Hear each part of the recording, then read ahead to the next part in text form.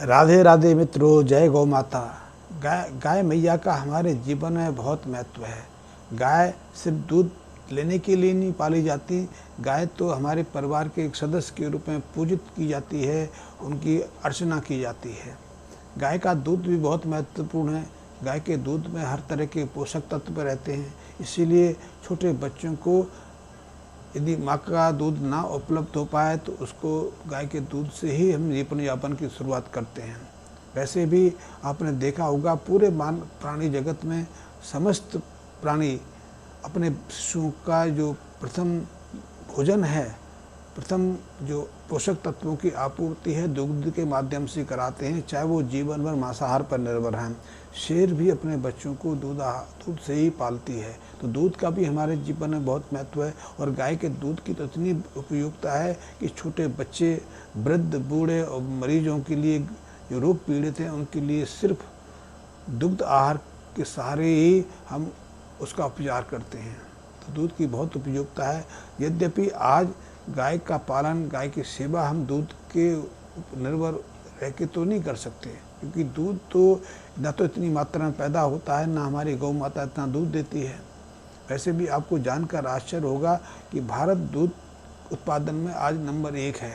भारत में करीब 15 करोड़ से ज़्यादा लीटर दूध हर वर्ष हमारे देश में गाय पशुओं से प्राप्त होता है, लेकिन उसमें गौ माता, देसी गौ माता का जो अंश है बहुत कम है, 15% से भी कम।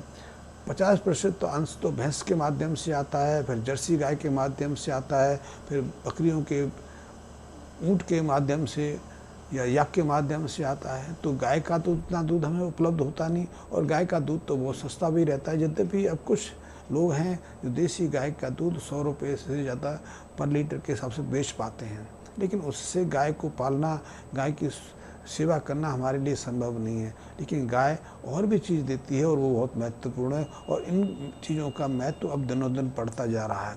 यदि आप गाय रखते हैं, गाय पालन में विश्वास रखते हैं, पालना चाहते हैं, लेकिन आपकी सामर्थ्य नहीं है, तो आप मात्र गाय माता के जो गोबर है, जो मूत्र है, उसकी मदद से आप अच्छा व्यवसाय भी कर सकते हैं और अच्छी संख्या में गायों का पालना भी कर सकते हैं। लेकिन गाय शहर में नहीं पाली जा सकती। एक बात तो इस बात को समझ लीजिए, शहर में हमारा अपना निवास बना लेना ही बहुत हद तक संभव है।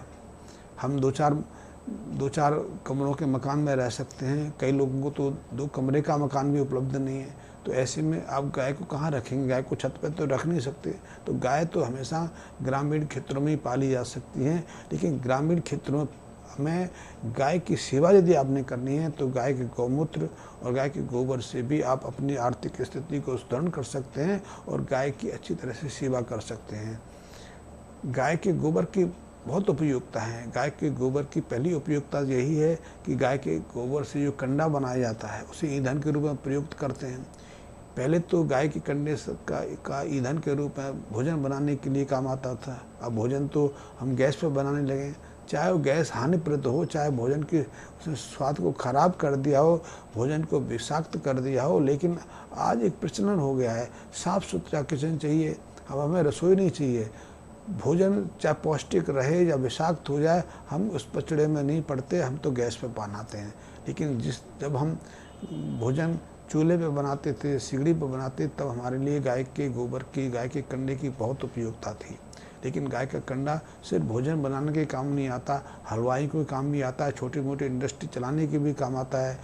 गाय के गोबर से बनी जो छड़ हैं, स्टिक्स हैं, उनके माध्यम से हम अंत्येष्टि क्रियाकर्म भी करते हैं। वैसे पहले भी अंत्येष्टि का कार्य गाय के कंडे के माध्यम से होता था। और आपको जानकर आश्चर्य होगा, कुछ दशक पहले तो ग्रामीण अंचलों में लोग अपने घरों से ही कुछ संख्या में कंडे लेके आते थे, और जिस व्यक्ति के अंत्येष्टि में शामिल होते थे, सब अपनी तरह से वो श्रम देते थे, वो सहयोग देते थे। इसलिए जिस परिवार को मृतक की दुख का सामना करना पड़ता था, उसका वो अंत्येष्टि का कार्य भी सहजता से हो जाता था।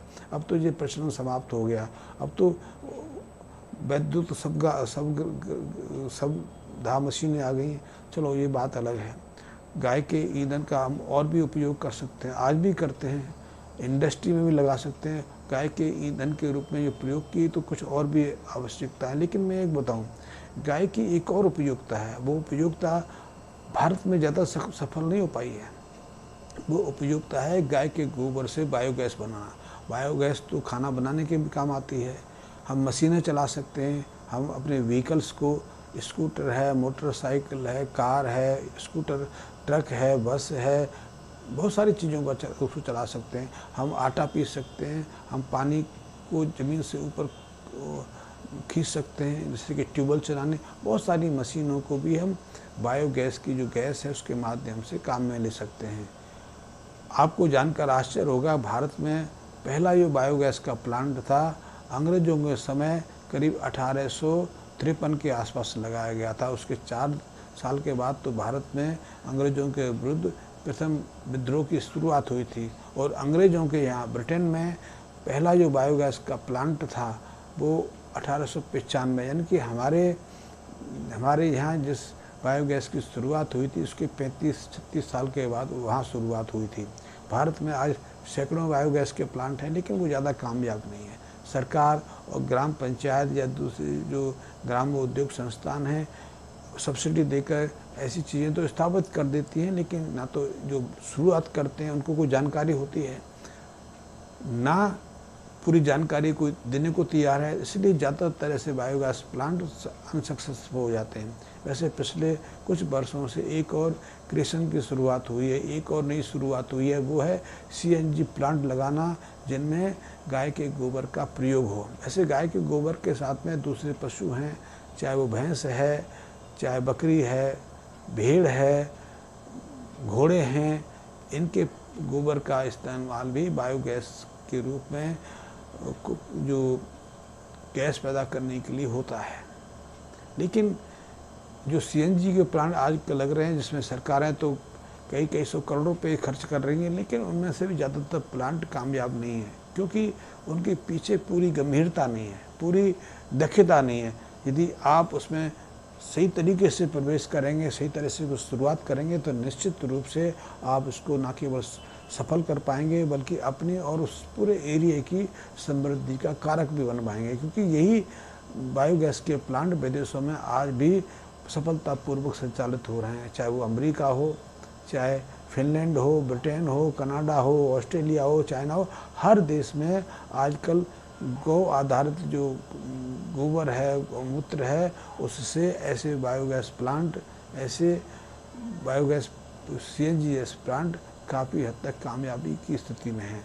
और यदि आप उसमें बायोगैस का प्रयोग करेंगे, गाय के गोबर का प्रयोग करेंगे, तो आप अपनी भी समृद्धि कर पाएंगे, बहुत सारे लोगों को नौकरी भी दे पाएंगे। क्योंकि ऐसे प्लांटों में विधिवत जानकारी के माध्यम से यदि आप बायोगैस के उत्पादन करेंगे तो उसको कंडेंस करके, उसको कंसंट्रेट करके, उसको सिलेंडर में भर के आप कई तरह के व्हीकल्स और कई तरह के मशीनों का संचालन भी कर पाएंगे। क्योंकि ईंधन तो हमारी बहुत बड़ी आवश्यकता है, ईंधन के माध्यम से ही आज संसार अग्रसर हो रहा है। जब ईंधन नहीं था तो संसार के विकास गति इतनी तीव्र नहीं थी, लेकिन जैसे ही मनुष्य को ईंधन या ऊर्जा के स्रोत का पता चला, उसी दिन से हमारे जीवन की जो उपलब्धियां हैं बहुत तेज़ी से आगे बढ़ती चली गई। जब हमने वैज्ञानिकों ने विद्युत का उत्पादन शुरू किया, विद्युत की गुणों को जाना, विद्युत की महत्व को समझा, तो हमारे जीवन में आमूल बदलाव आया। फिर विद्युत के बाद दूसरा जो था पेट्रोलियम पदार्थ का, अब तो पेट्रोलियम पदार्थ से आगे हम नेचुरल गैस पर चले गए, और इनकी ज़रूरत तो पूरी दुनिया में है। भारत ही हर साल करीब 1.5 लाख करोड़ से ज़्यादा का पेट्रोलियम प्रोडक्ट दूसरे देशों से आयात करता है। लोग कहते हैं कि आज से 35 साल पहले भारत इस मामले में आत्मनिर्भर था, लेकिन आप इसकी गहराई में जाओगे, इस तत्व को समझने का प्रयास करेंगे तो सीधे सीधे आप समझ पाएंगे कि हम आत्मनिर्भर क्यों थे। क्योंकि आज से 30-35 साल पहले हमारे पास मोटरसाइकिल, स्कूटर, कार, ट्रक इतनी संख्या में नहीं थे। आज तो हर घर में 2-2 कारें हैं, हर घर में किसी के पास 2 स्कूटर हैं, 2 बाइक हैं। हर ऐसे इन सबको चलाओगे कैसे? इन सबको तो पेट्रोल से, डीजल से चलाओगे। हमारे देश में हर साल करीब 5.5 लाख से ज़्यादा तो ट्रैक्टर बिक जाते हैं।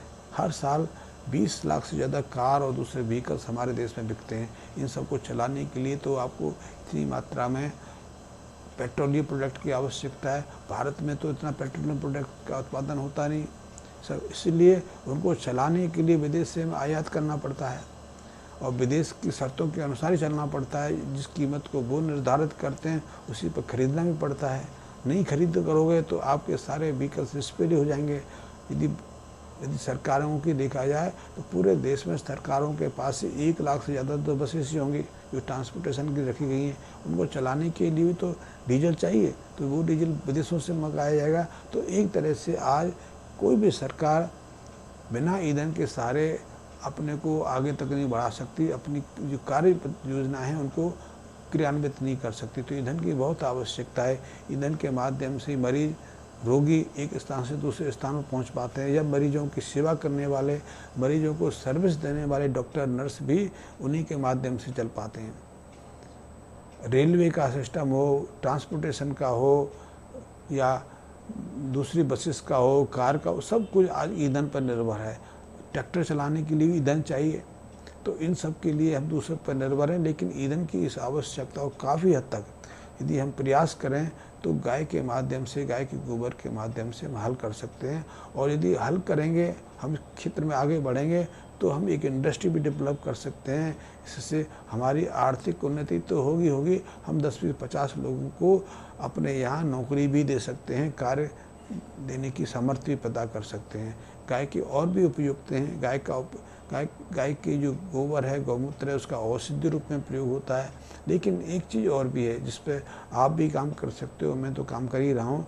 गाय के गोबर की उपयोगिता उर्वरक के रूप में है, ऑर्गेनिक उर्वरक के रूप में है। हम एक तो जो खाद है वो रासायनिक खाद के रूप में प्रयोग करते हैं। इसमें यूरिया है, डीपी आदि है। यूरिया तो मिट्टी को सीमेंटेड कर देता है।